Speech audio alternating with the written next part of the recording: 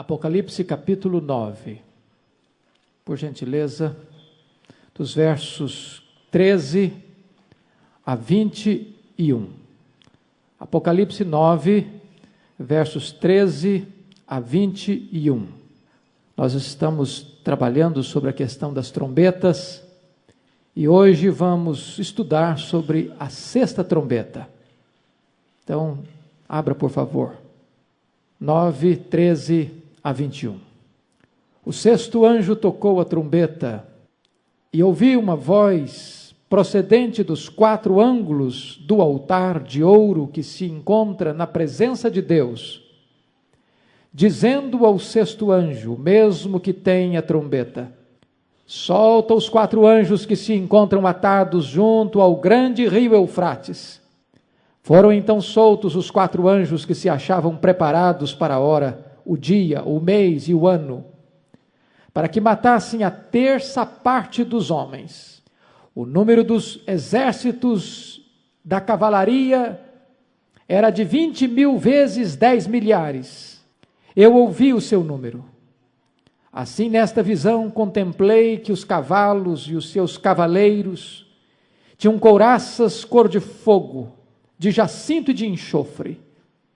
A cabeça dos cavalos era como cabeças de leões, e de sua boca saía fogo, fumaça e enxofre. Por meio destes três flagelos, a saber, pelo fogo, pela fumaça e pelo enxofre que saíam da sua boca, foi morta a terça parte dos homens.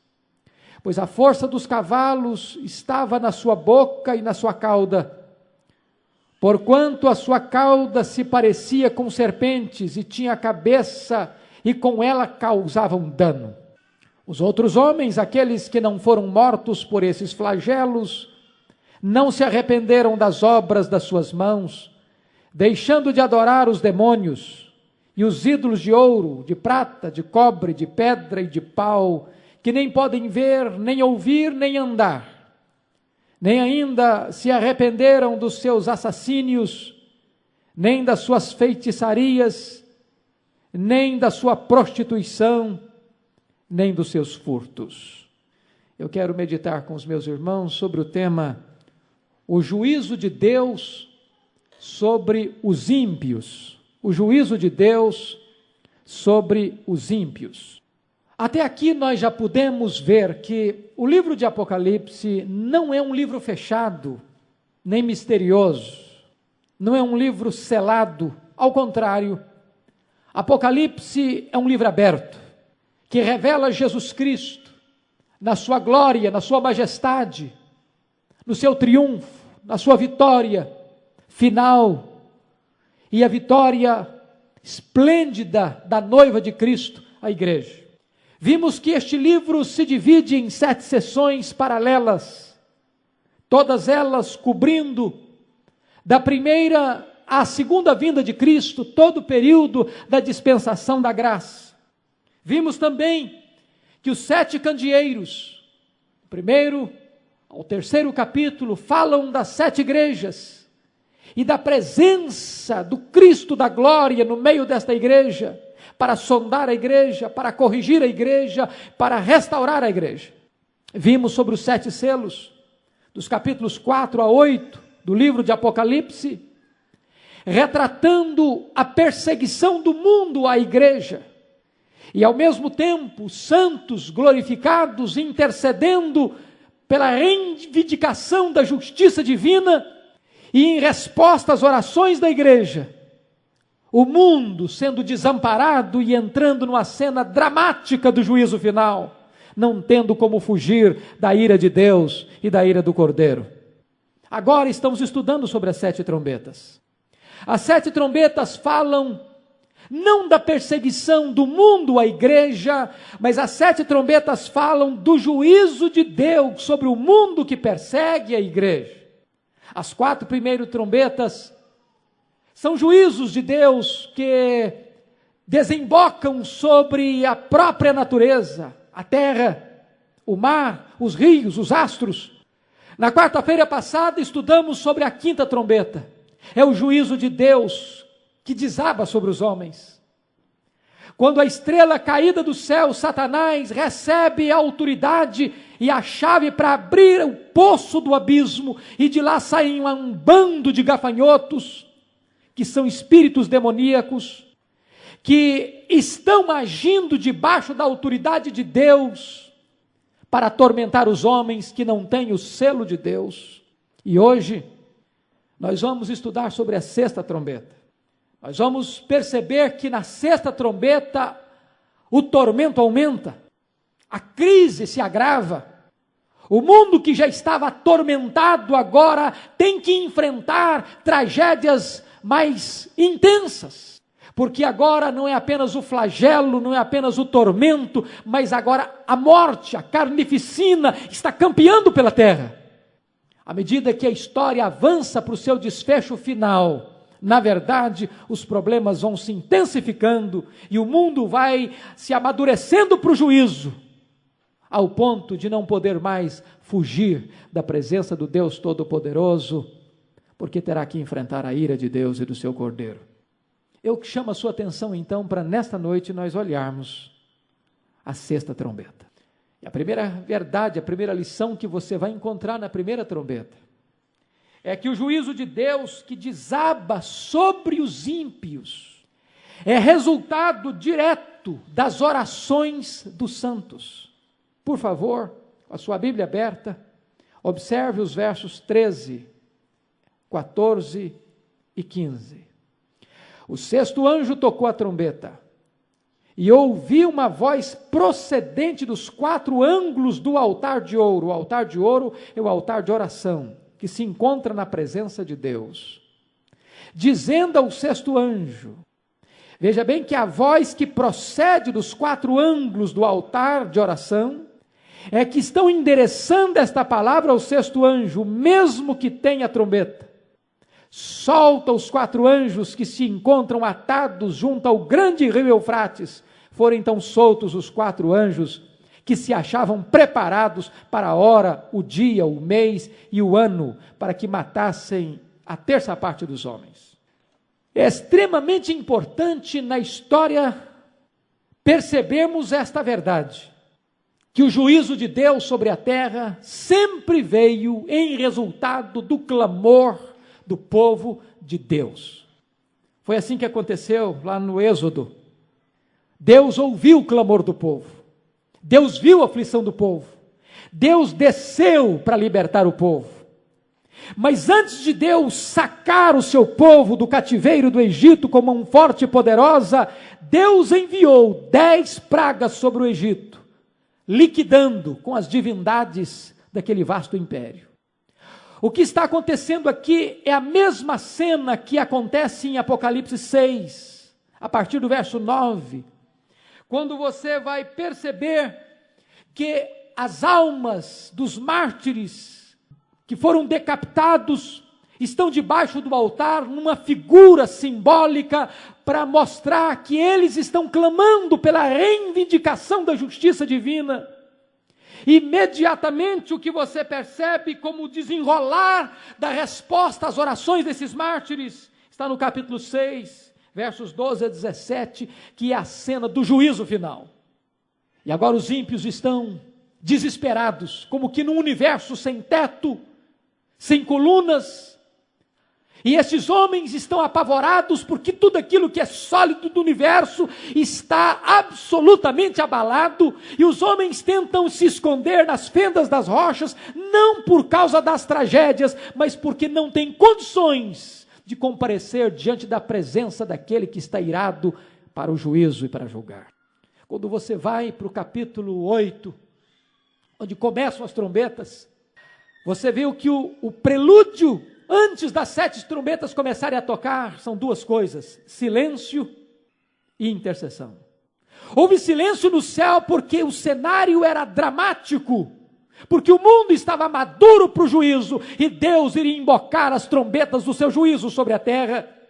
Mas antes das trombetas tocarem, você percebe que o incenso cheio da oração dos santos sobe do altar para o trono, porque o altar está ligado ao trono, e o mesmo incensário cheio de orações que vai do altar para o trono, desce do trono para a terra, em termos de juízos de Deus. E então Deus visita a terra com o seu juízo, e as trombetas do juízo começam a tocar. O que você percebe agora na sexta trombeta é que surge uma voz. De onde ela surge? Dos 4 cantos do altar, ou seja, da plenitude do altar da oração, da totalidade das orações dos santos que sobem à presença de Deus. E é exatamente esta voz do altar de ouro, a oração dos santos, é que anuncia ao sexto anjo, aquele que tem a trombeta: solta, desata, desamarra os 4 anjos que estão presos junto ao rio Eufrates. Ou seja, o juízo da sexta trombeta também está vindo sobre a terra como resposta às orações dos santos. Isso deve nos alertar, irmãos, e nos encorajar para o grande ministério que é o ministério da intercessão. Quando a igreja se põe de joelhos para orar, ela está se tornando parceira daquele que está no trono, e ela está participando do governo moral de Deus na história. Ela está se associando àquele que governa os céus e a terra, e aquele que tem sob o seu controle não apenas os seus anjos, mas tem também debaixo do seu governo até mesmo os demônios.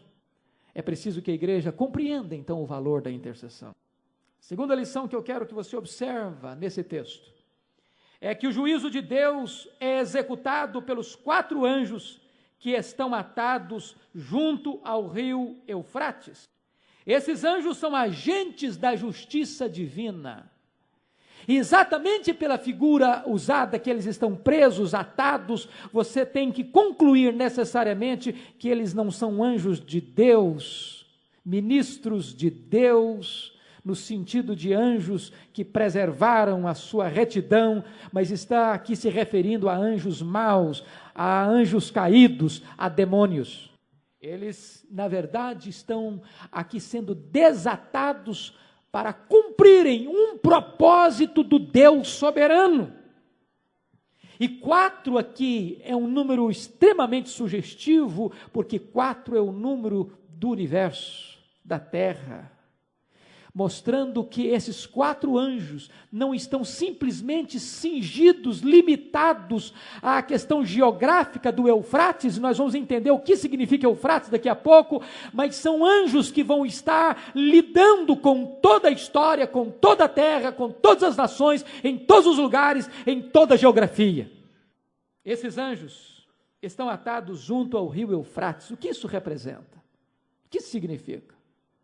Primeiro, vamos entender que o Eufrates foi exatamente o local onde Satanás entrou na história humana. O Éden ficava onde estava o Eufrates, o rio Eufrates. Lá estava o Éden, e foi lá que Satanás teve a sua primeira incursão na história da humanidade e levou nossos primeiros pais à queda, precipitando a história humana neste grande desastre que é o pecado.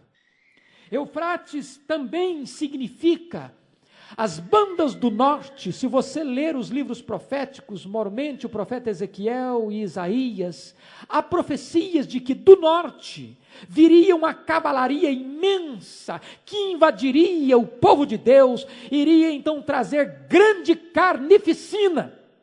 Mas Eufrates fundamentalmente significa o seguinte: era o limite máximo do território de Israel ao oriente, ao norte, fundamentalmente mostrando que atrás dessa fronteira do Eufrates ficavam as 2 grandes superpotências mundiais, a Assíria e a Babilônia, que eram os ímpios, os gentios, os inimigos do povo de Deus.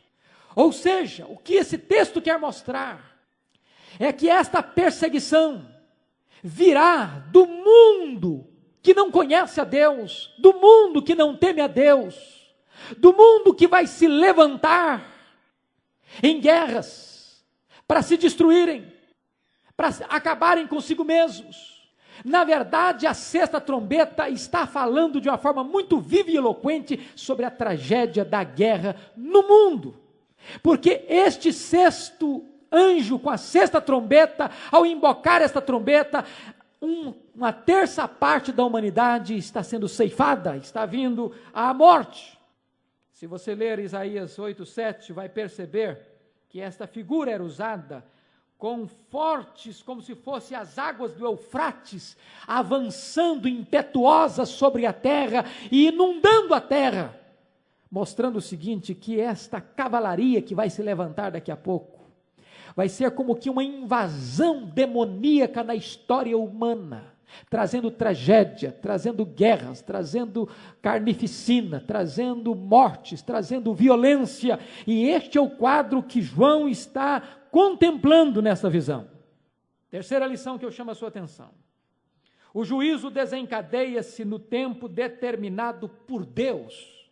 O verso 15 é absolutamente claro sobre isso. Foram então soltos os 4 anjos que se achavam preparados para a hora, o dia, o mês e o ano, para que matassem a terça parte dos homens. Chama a sua atenção para esse dado. Deus está absolutamente no controle de todos os acontecimentos da história. Não obstante os agentes do juízo sejam demônios, seres espirituais caídos, malignos, mas quem os comanda não é Satanás. A quem eles prestam obediência, em última instância, para cumprir os seus propósitos e desígnios, é o próprio Deus. Eles estão atados para uma finalidade. Eles estão presos para uma finalidade, no tempo de Deus, no dia de Deus, na hora de Deus, no mês de Deus, no ano de Deus. Eles serão soltos por uma ordem de Deus, para cumprirem um propósito de Deus. Esse texto está nos revelando a absoluta soberania de Deus na história. É Deus quem determina de onde esses anjos procedem. É Deus quem determina o tempo exato da ação desses anjos do juízo. Eles não são livres para agir. Eles têm o tempo definido. Eles têm limites de ação também definidos. É 1/3 e nada mais. Eles não são livres. Eles estão debaixo de autoridade, da autoridade do Deus soberano. Se você perceber, este número descrito no versículo de número 16, o número dos exércitos da cavalaria era de 20.000 vezes 10 milhares, que dá um número de 200 milhões de cavalos e cavaleiros. É um número simbólico, para representar a imensidão inumerável destes agentes do juízo, que os 4 anjos estão prorrompendo na história da humanidade. É um tempo de destruição, é um tempo de calamidade, é um tempo de aflição profunda. É uma guerra que vai invadir a história, e esta guerra não é apenas a questão de uma guerra do tempo do fim. Estes cavaleiros, 200 milhões, é uma figura de que a história da humanidade tem sido pisada, massacrada, torturada e violentada por este instrumento que é a guerra, desde os tempos mais primitivos da história humana. É óbvio que, à medida que nós avançarmos para o fim, estas guerras vão se intensificando em volume, em intensidade, em violência, em virulência, e também na quantidade de pessoas que vão sendo ceifadas. Se você perceber, o que João está querendo nos dizer, é que as guerras, elas estão incluídas dentro do propósito e projeto soberano de Deus na história. Muitas vezes nós não temos esta percepção clara de que Deus é soberano, de que Ele está no trono e de que Ele governa, e de que muitas vezes as guerras, as mais sangrentas, as mais brutais, jamais estiveram fora do controle de Deus, fora do propósito de Deus, de levar esta humanidade rebelde ao arrependimento. 4º lugar, chama a sua atenção para uma outra verdade do texto. O juízo desencadeado pela 6ª trombeta é mais severo do que o anunciado pela 5ª trombeta. Veja você o verso 15, que na quinta trombeta, os gafanhotos que saem do poço do abismo, com figuras estranhas, por exemplo, como lemos quarta-feira passada, aqueles gafanhotos tinham coroas na cabeça porque tinham poder de governar, tinham rosto de homem porque tinham inteligência, tinham cabelos de mulheres porque tratava ali da sensualidade, dentes de leão por causa da sua ferocidade, destrutibilidade, couraças de ferro no aspecto inexpugnável. Agora, se você perceber, aqueles gafanhotos tinham limitação, eles não podiam tocar na vegetação, eles não podiam matar os homens, e eles não podiam tocar naqueles que eram selados por Deus. Mas esta cavalaria de 200 milhões, que estão sendo liberados, agora avançam mais na sua ação de juízo. Agora eles recebem autoridade não apenas para atormentar, mas eles recebem autoridade para matar uma terça parte da humanidade. A história se agrava, o problema se avoluma. Se você perceber, há uma certa semelhança entre os gafanhotos e esses cavalos. Por exemplo, você vai ver que ambos, tanto os gafanhotos como os cavalos da quinta e da sexta trombeta, revelam a sua natureza demoníaca. Esse exército não é um exército de cavalos comuns, ordinários. Como aqueles gafanhotos não eram insetos, eram demônios. Outra coisa, você pode perceber que em ambos, tanto nos gafanhotos quanto nos cavalos, o poder está na cabeça, está na cauda. Você percebe ainda que ambos estão comparados com leões, tanto no versículo 7 quanto no 16, como também cavalos preparados para a batalha. E você percebe que ambos os textos falam de uma fumaça infernal, tanta fumaça que sobe do abismo e que cobre o sol, trazendo então um clima de escuridão, de trevas, de confusão, como também esta cavalaria provoca fogo, fumaça e enxofre. E com esses três instrumentos, fogo, fumaça e enxofre, é que estes instrumentos do juízo estão matando um terço da humanidade. Só um detalhe, chega aqui, as duas trombetas não podem ser equiparadas. A quinta trombeta só pode causar tortura. A sexta trombeta pode causar a morte. O que descreve então esta sexta trombeta? Se você perceber, versículo 15, é uma descrição gráfica da guerra, a guerra. E sabe, meus irmãos, se vocês lerem com atenção, vão perceber que a guerra não é apenas um instrumento da perversão do homem, da ação maligna dos demônios, uma atitude insana, louca, desvairada da humanidade longe de Deus. Mas a guerra é também uma trombeta de Deus, um aviso solene de Deus para a humanidade se arrepender e se voltar para Deus. O que João está escrevendo é que a guerra é um sinal de Deus, é uma voz de Deus, é uma trombeta de Deus, convocando os ímpios para se arrependerem de seus pecados.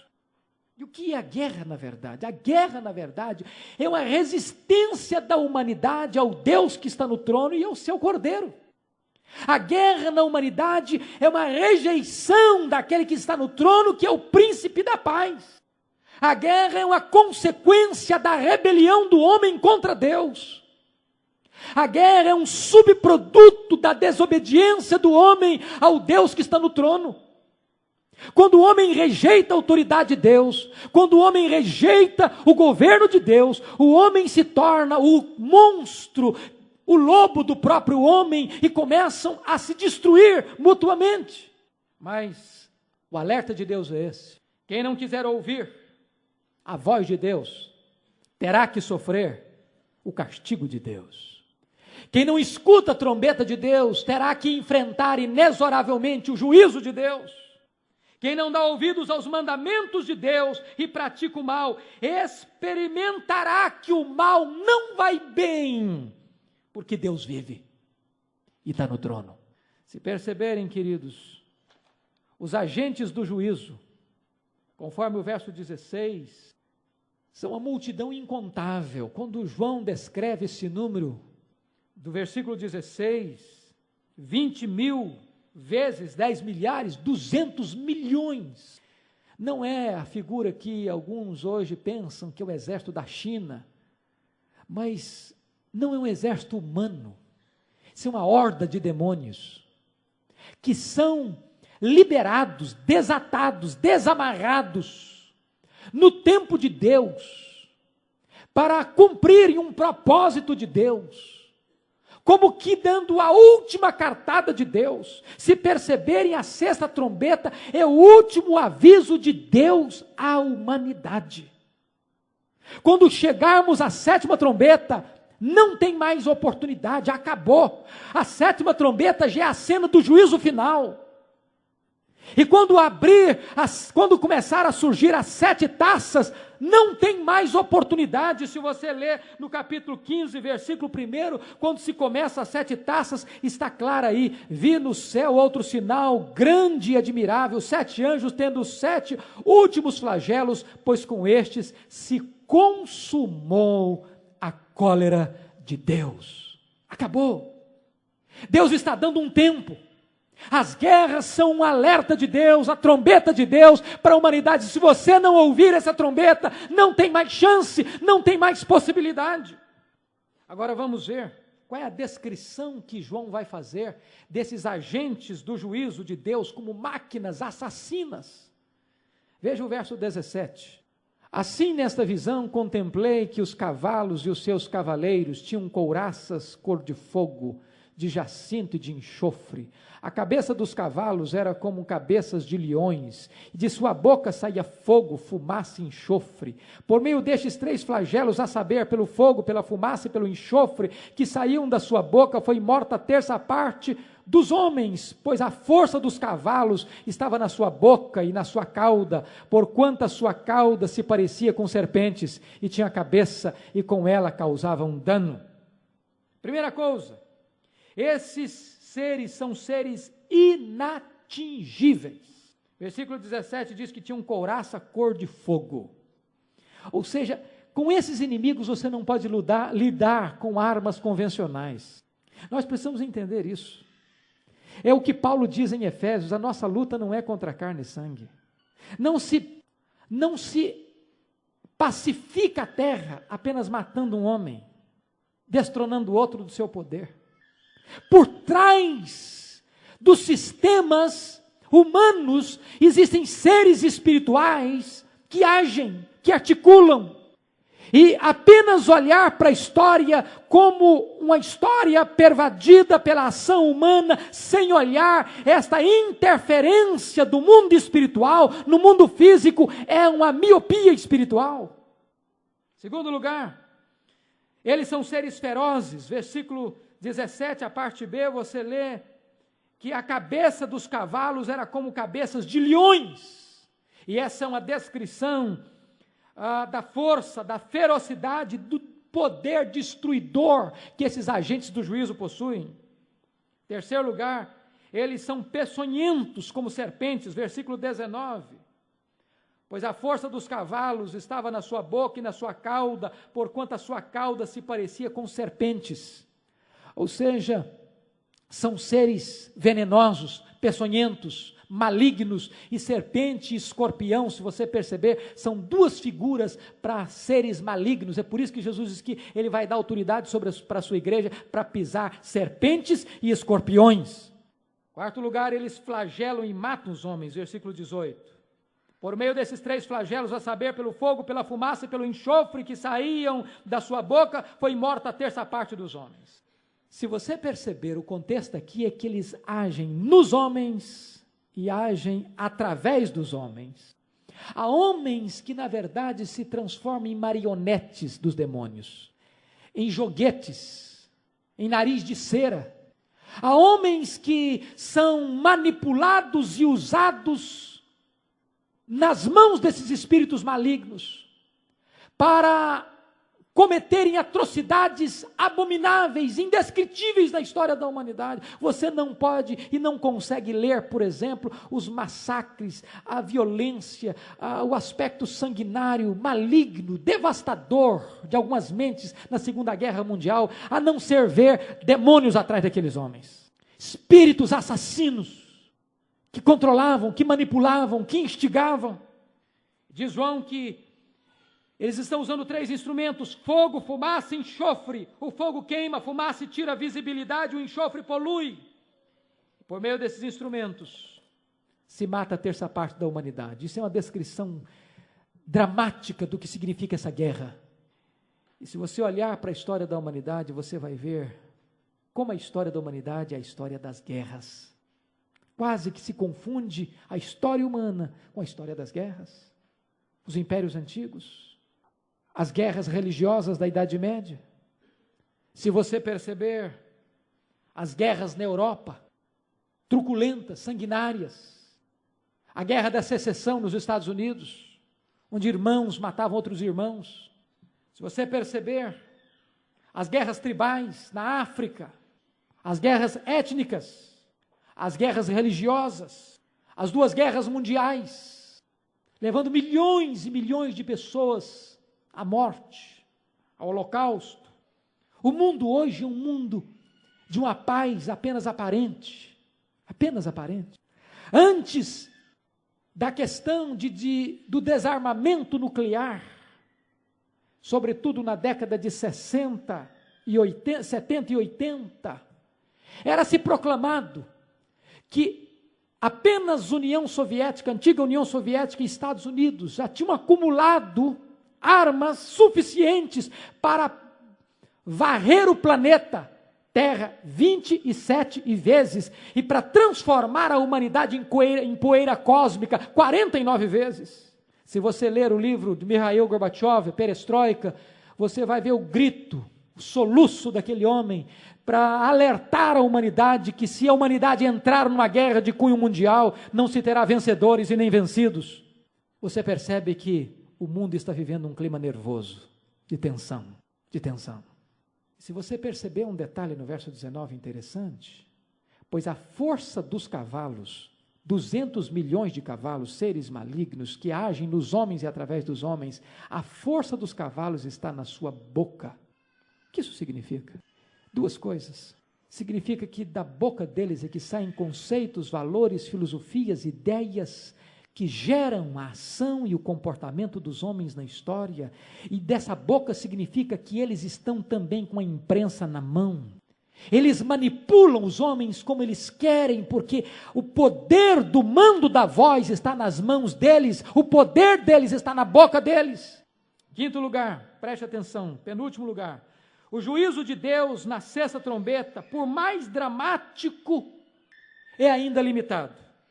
Você pode perceber isso no verso 15, também no verso 18, no 15 mostrando que o flagelo que vem mata apenas uma terça parte, também o 18 repete o mesmo fato, e o verso 20 e 21 revela que o propósito de Deus é o arrependimento.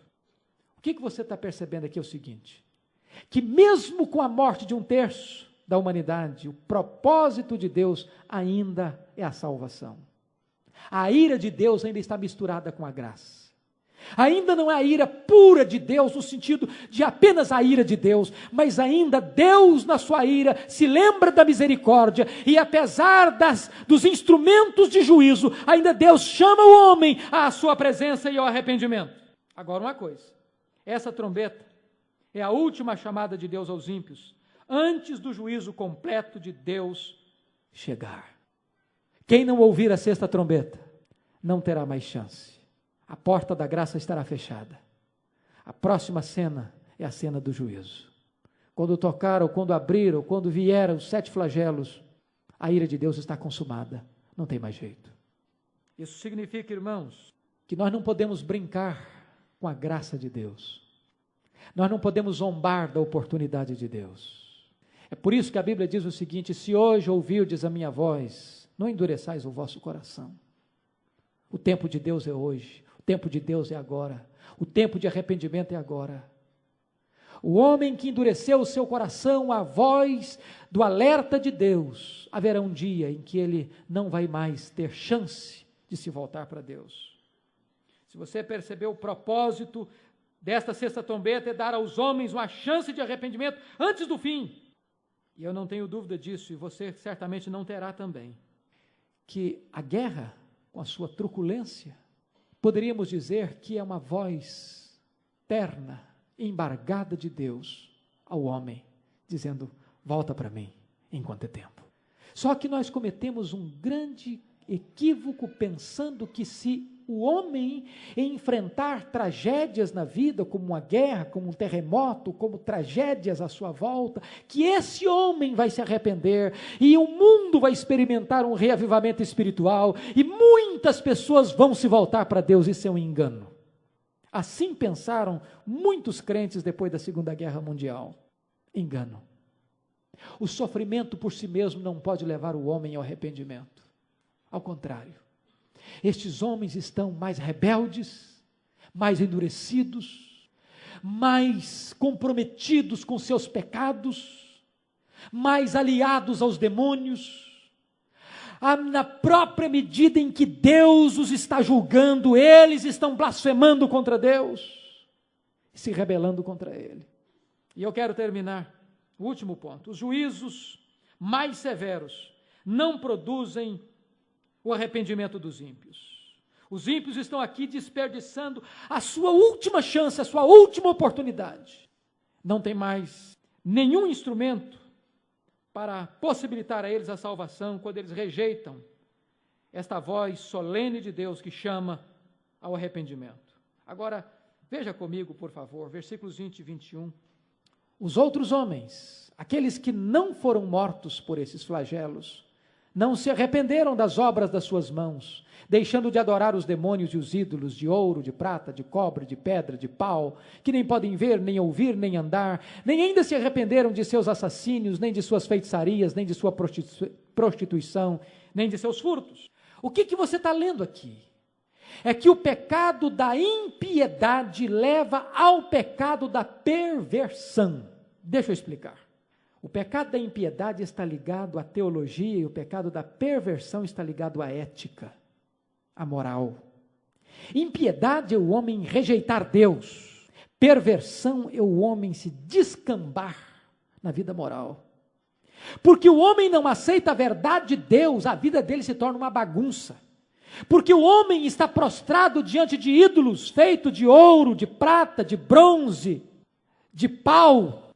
E eles estão prostrados não apenas de objetos inanimados, que não podem ver, nem falar, nem andar, mas eles estão prostrados diante de seres malignos que estão agindo dentro, no meio, através desses ídolos. É muito importante entender isso, irmãos. É por isso que a Bíblia registra que a idolatria é tão abominável para Deus. Porque quando o homem se prostra diante de um ídolo, feito pelas suas próprias mãos, seja de ouro, seja de prata, seja de bronze, seja de madeira, aquele ídolo, diz Paulo em 1 Coríntios, capítulo 8, versículo 4, que aquele ídolo não é nada. Se você jogar ele na água, ele fica na água. Se você queimar, ele vira cinza. Se você serrar, ele fica serrado ao meio. Se você quebrar, fizer dele em pedaço, ele fica em pedaço. Se você quiser transportá-lo daqui para lá, você tem que botá-lo nas costas. Ele é nada. Absolutamente nada.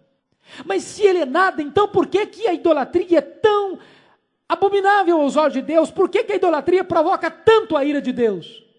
Provoca a ira de Deus, diz o apóstolo Paulo em 1 Coríntios 10, é que por trás do ídolo existe um espírito maligno. Quando uma pessoa se prostra diante de um ídolo, não é diante do ouro, da prata, do barro que ele está se prostrando, ele está se prostrando diante de demônios. Diz o profeta Oséias, capítulo 4, verso 12, que o homem consulta a sua vara, e a vara lhe dá resposta, porque um espírito de engano, de prostituição, entra naquele ser inanimado para enganá-lo.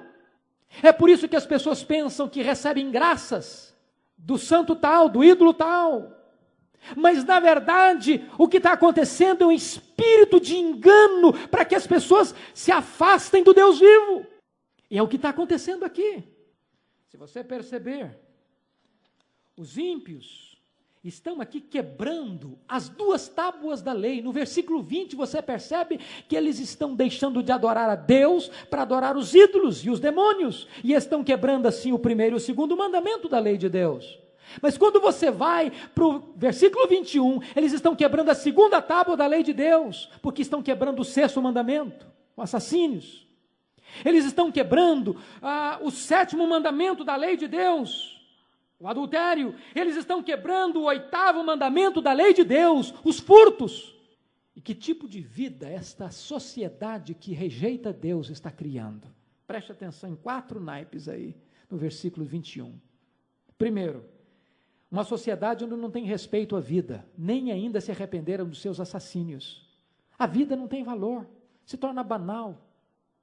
As pessoas tiram a vida do outro por um par de tênis. As guerras são absolutamente ilógicas, irracionais, absurdas, do ponto de vista humano, porque estes homens que rejeitam a Deus, se deixam usar por espíritos assassinos, se tornam bestiais e matam seu próprio semelhante. Segundo, não há respeito à lucidez, nem das suas feitiçarias. A palavra feitiçaria vem do grego farmakeia, de onde vem a palavra farmácia, de onde vem a palavra drogas. Ou seja, o que João está dizendo é que esta sociedade do tempo do fim é uma sociedade entorpecida, drogada, que não tem lucidez mental. Terceiro lugar, é uma sociedade onde não há respeito à pureza moral, nem se arrepende da sua prostituição. É uma sociedade imoral, onde todos os devaneios morais estão sendo praticados às soltas, onde os absolutos morais são pisoteados, escarnecidos, onde os valores éticos que devem construir uma família são minados. Finalmente, uma sociedade onde não há respeito à propriedade privada, furtos, não se respeita o que é do outro, se furta, se rouba, se assalta, onde você caminha pelas ruas e o que de você mais tem medo é do seu par, dos seus pares, dos seres humanos, criados como você, à imagem e semelhança de Deus. Meus queridos, eu concluo dizendo o seguinte: esse é o semblante de uma sociedade contra a qual se dirigem a ira do Cordeiro e todos os flagelos de Deus. O objetivo de Deus é chamar este homem ainda ao arrependimento. O que nos choca, nos deixa perplexos neste capítulo, é que não apenas os homens não se arrependem, mas estes homens continuam na prática do seu pecado no exato momento que Deus o está julgando e punindo. Em lugar de voltar-se para Deus, acontecem iniciativas cada vez mais precipitadas de afastar-se de Deus. E essa é uma época em que a pregação do arrependimento se torna notoriamente difícil, notoriamente rara e notoriamente urgente. Que Deus levante a igreja para tocar também essa trombeta, chamando o homem ao arrependimento, a se voltar para Deus enquanto é tempo. Que Deus nos ajude. Amém.